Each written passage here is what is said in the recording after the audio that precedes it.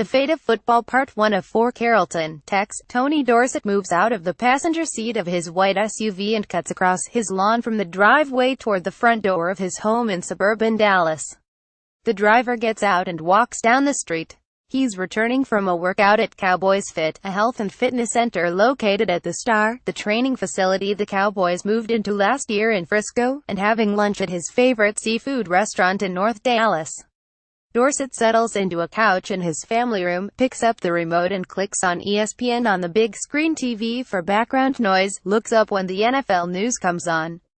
Dorsett loves talking football and has no trouble recalling details from his Hall of Fame playing career as one of the most elusive and exciting running backs in NFL history.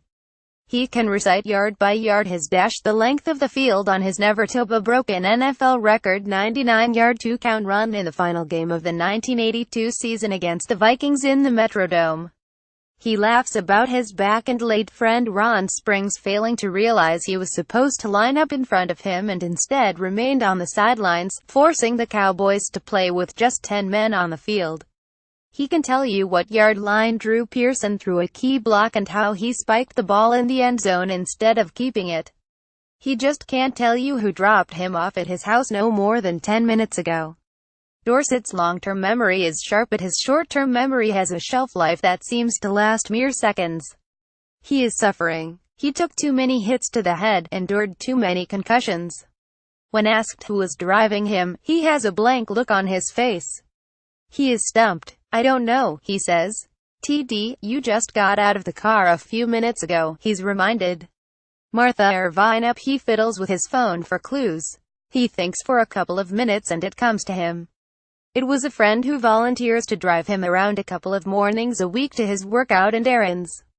Dorsett still drives himself some, but having the driver makes life easier. Tony Dorsett is 63, and except for a few gray hairs, he looks closer to 43. He still has that boyish face and devilish grin. Teammates used to call him Hawk, a nickname first given to him by his father for his keen sense of vision that twisted defenders into the ground. He was always the heartbeat of the locker room, the life of America's team's party. He still has lots of personality but is more subdued. "My memory, I have good days and I have bad days and I don't like it," says Dorsett. "I don't like going places I've been going to for 2025 years and all of a sudden I don't know how to get there. That's frustrating. That's frustrating as hell. It's embarrassing at times. I take it with a grain of salt and keep moving on. If I get frustrated about it, obviously it's going to make matters worse." He uses a daily planner to write down appointments. He asks Siri a lot of questions on his iPhone. "It is what it is," he says.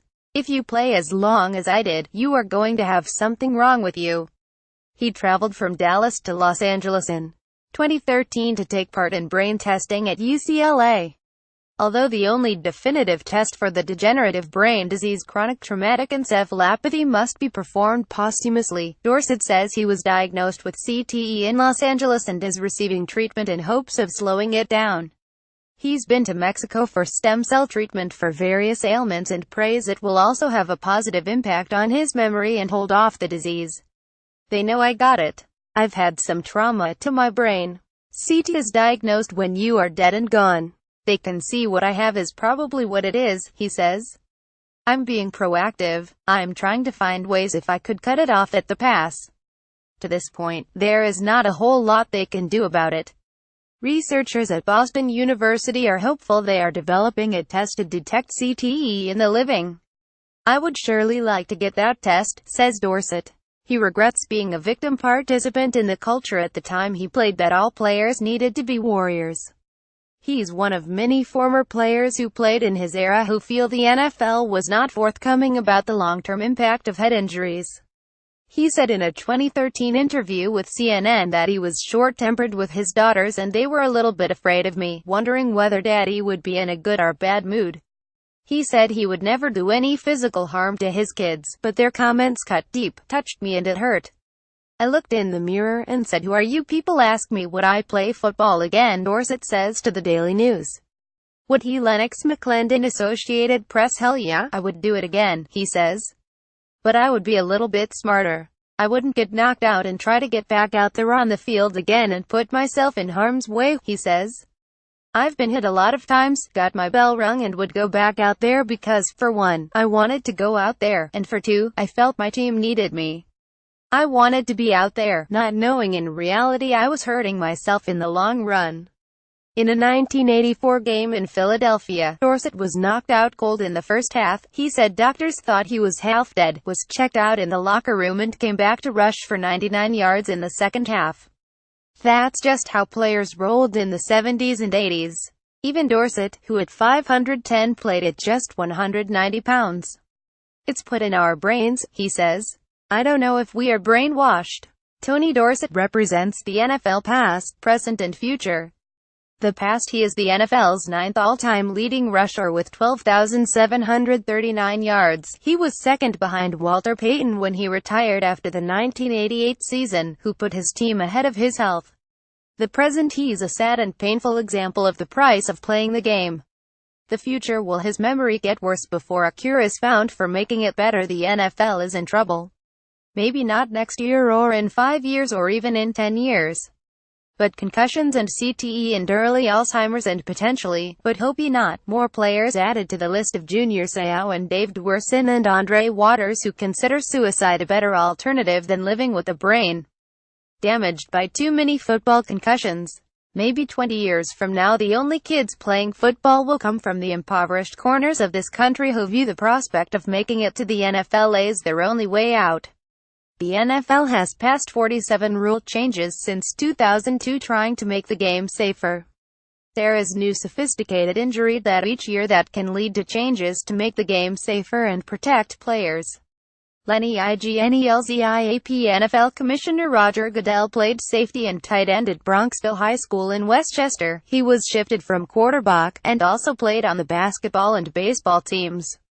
He suffered one concussion in high school and it was playing baseball. A knee injury playing football prevented him from playing in college. There are risks in contact sports. There's risk in football to injury, Goodell told me last year. You have to do what you can to manage that. That's a personal decision ultimately. But I believe the game of football has taught me values and lessons. I would not give back a single moment of playing football because it taught me about teamwork, it taught me about perseverance, it taught me about myself. For me, football is a game. If I could have played and continued to play longer, I would have. I just wasn't good enough, I guess. He attended Washington and Jefferson College in Washington. Pa, if there is ever a regret in my life, it's not playing college football, he said. Goodell has 2 teenage daughters. But he says if he had a son, he would not only be okay if he decided to play football, but would encourage it. He says the average lifespan of an NFL player is 3 years longer than that of the average male. The league cites a study by the National Institute for Occupational Health and Safety that states the average NFL player has a life expectancy of 77.5 years old compared to 74.7 for men in the general population. The NFL released its most recent injury statistics on January 26, 2017. The data is compiled and analyzed by Quintile Sims, an independent third-party company retained by the league.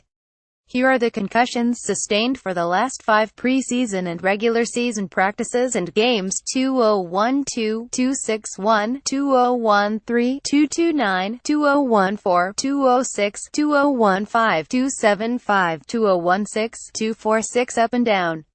Is it hopeless? This is not a contact sport. It's a violent collision sport. Players are bigger, faster and stronger than ever, and new technology in helmets, and even more 15-yard penalties can't obscure the basic truth. It's a great game. It does teach leadership and teamwork, accountability and responsibility, but at what cost? According to statistics provided to the Daily News by the Sports and Fitness Industry Association (SFI), the number of kids playing tackle football across the country in what is called core participation, basically those on teams, has been steady the last 5 years after a big drop in the older age group 6 years ago. Here are the numbers playing tackle football for the last 6 years, ages 6 to 12: 1 million 2011, 1.055 million 2012, 1.007 million 2013, 959,000 2014, 965,000 2015, 982,000 2016. Julie Jacobson, ages 13 to 16, 1.891 million 2011, 1.532 million 2012, 1.579 million 2013, 1.631 million 2014, 1.574 million 2015, 1.562 million 2016. Tom Cove, the president and CEO of SFI, said there are several factors that have contributed to the drop-off, including athletes specializing in one sport, fewer kids in rural areas, and concussions. The concussion issue has been prominent, says Cove. It's a very real issue that anyone looking at football is obligated to dive into and gain as much knowledge going forward as possible and make sure every element of the game is as safe as can be. It makes sense that with all the publicity about the impact of concussions that parents are forbidding their sons from playing tackle football. I think the game is in jeopardy, says Ted Johnson, who won 3 Super Bowls in 10 years as the Patriots middle linebacker before he retired prior to the 2005 season. The concussions he suffered in his career literally made his head hurt. There are more options at the lower levels for kids to play different sports, says Johnson. When you hear about the impact these hits have on guys later in life, it's too much for people to take. Maybe in some of the lower-income places, I would say no. The white-collar player or a player who comes from a family of privilege, those days are over. That may soon become reality, but not quite yet. Scene 1, September 1, Allen, Tex. It's a beautiful night 25 miles north of downtown Dallas. The parking lot is packed at Eagle Stadium, the home of the Allen High School Eagles, a perennial powerhouse that regularly contends for the state championship. The $60 million stadium has 18,000 seats. It's only the 5th largest high school stadium in Texas, and it's hard to find 2 seats together in the general admission section on the visitors' side of the field. Friday night lights come to life. This is why football will never, says one fan, getting his first taste of why high school football is and will always be king in Texas. The players are so big, so fast and so talented that if they were wearing Texas and Oklahoma jerseys, it would be easy to mistake this as the latest installment of the Red River rivalry, complete with replays flashing on the scoreboard and the largest high school marching band in the country. Daily news: football, high school, college and pro, is alive and well in Texas. It's hard to imagine Eagle Stadium ever being dark on a Friday night in the fall. But other than Ohio and Florida, where, just like Texas, high school football is a way of life and part of the fabric of the communities, the concussion risk could soon push the best athletes away from the game. Scene 2, August 4, McKinley High School Auditorium, Canton, Ohio. There is an annual Friday morning event for returning Hall of Famers and the members of the new class on Hall of Fame weekend. It immediately precedes the Gold Jacket Luncheon across the parking lot from the high school in the main Hoff building. The induction ceremony is Saturday night. The greats of the game gather for a team picture at the end of the event at the high school. Many look like they can still play, such as the speedy Darrell Green, the cornerback with Washington, once known as the fastest man in football, and Marcus Allen, a slippery running back for the Raiders and Chiefs. In the first row of the picture on the folding chairs to the very left is Paul Hornung, the former Packers' great running back from the Lombardi era. Next to him sat Green, then to Green's left was Earl Campbell, then Jim Brown and Gale Sayers. In the row, standing directly behind them, is Dorsett. There are a lot of yards and heartache. In that picture, Hornung has a cane by his side. Last year, he sued the helmet manufacturer Rydell, claiming he was not protected properly during his career. The lawsuit said he suffered multiple concussions and that he's been diagnosed with dementia. Campbell would be helped from his seat to get to his wheelchair with the aid of a metal walker when the event was over. He's had both knees replaced and undergone 5 back surgeries and has overcome an addiction to painkillers. Known as the Tyler Rose, Campbell was as physical a running back as ever had played in the NFL. He paid the price but so far has not had to deal with any issues resulting from head trauma. Even with his physical limitations, he has no regrets. There is nothing like being a Hall of Famer, he says. One thing you can count on is once a year being able to see people, men, who did what you did as a profession. We all have that in common. It's a big honor. I would do it over again. 1, 2, 3. Everything I did in my life, I'd do it again. Brown also walks with a cane, but otherwise looks great for 81 years old. Sayers' battle with dementia has advanced so far that on the 40-year anniversary of his induction into Canton this summer, his grandson pinch hit for him at the Friday morning event and made the speech presenting the shoes and the game ball from Sayers' 6 TD performance against the 49ers in 1965, his rookie season. He was the youngest ever Hall of inductee at just 34 years old in 1977. Sayers is now 74 and was diagnosed with dementia 4 years ago. Horning, Campbell, Brown, Sayers and Dorsett were all running backs. Mike Romarap were probably in more collisions than the average football player, says Dorsett. All of us know the inherent dangers of playing football, says Allen. I think if you were to ask people if they would do it again, I think most of them would say yes. No one thinks they are going to end up with injuries that will impact their lives later on.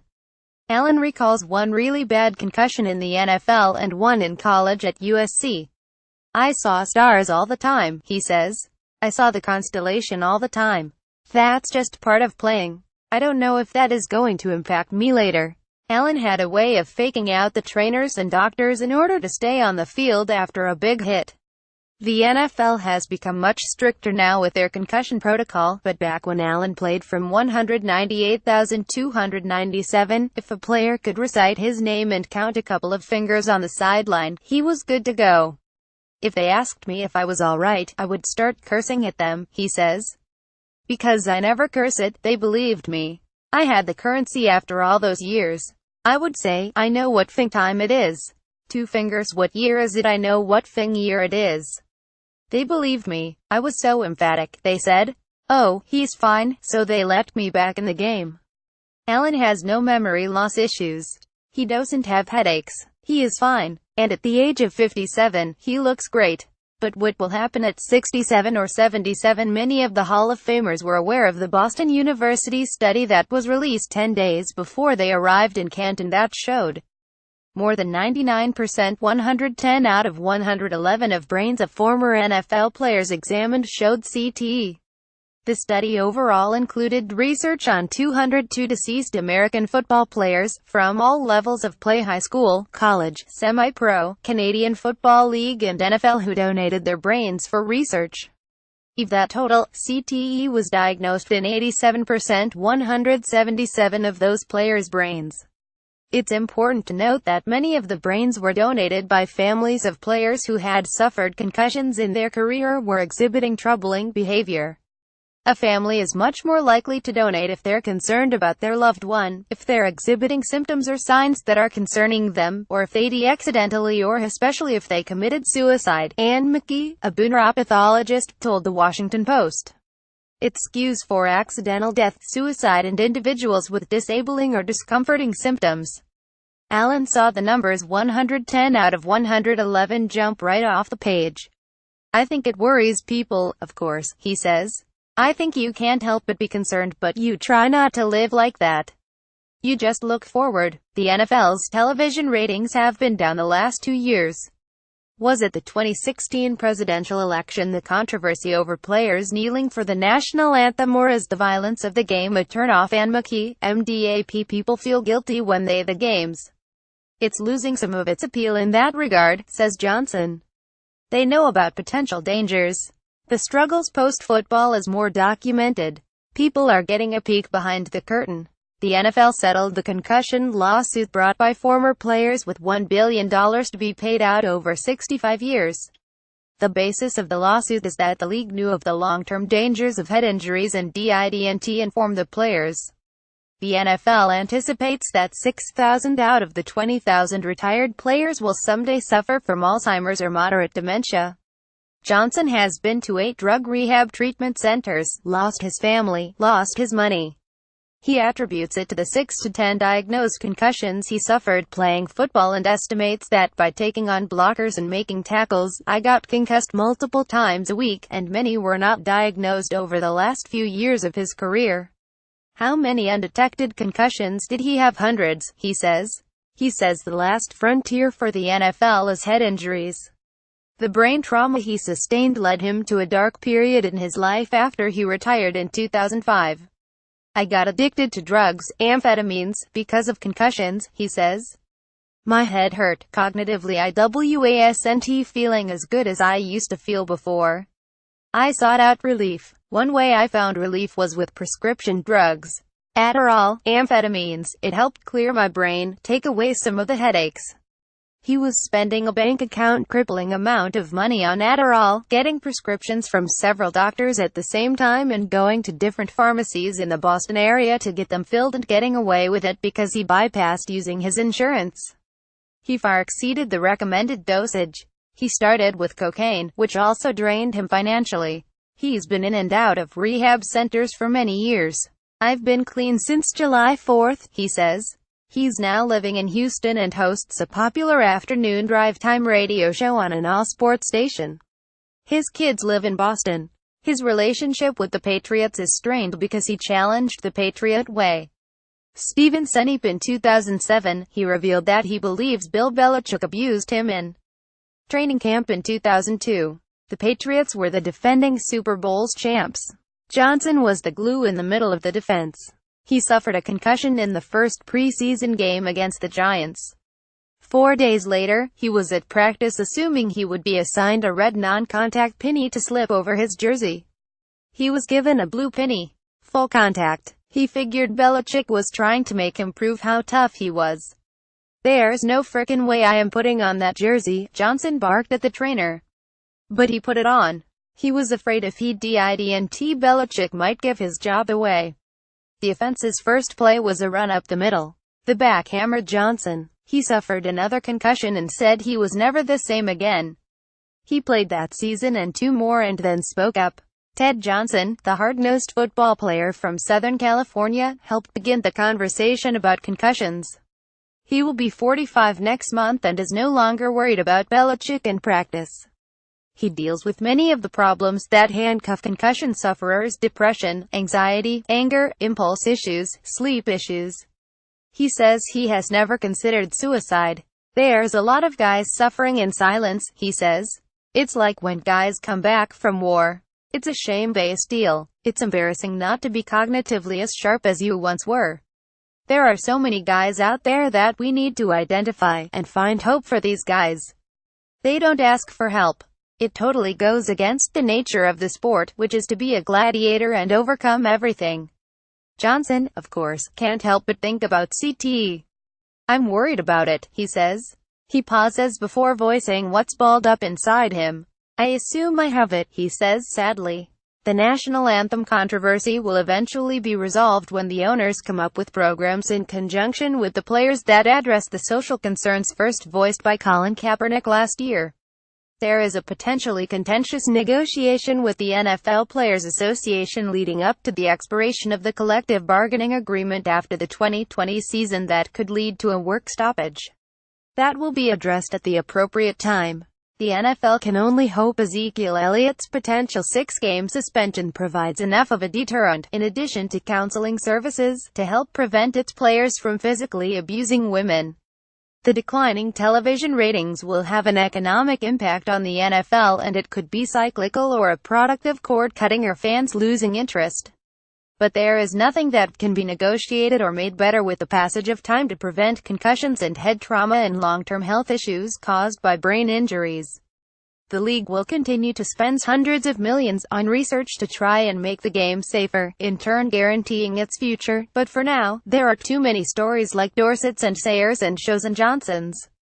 In the next 3 parts of this comprehensive daily news series, Christian Red will take a look at the doctors studying CTE and its ramifications and their quest for a test for the living, followed by Kevin Armstrong's must-read on the youth of America and the dilemma parents face letting their sons play football. We end the series with Evan Grossman's look at the attempts to make football safer and new training techniques and improve equipment.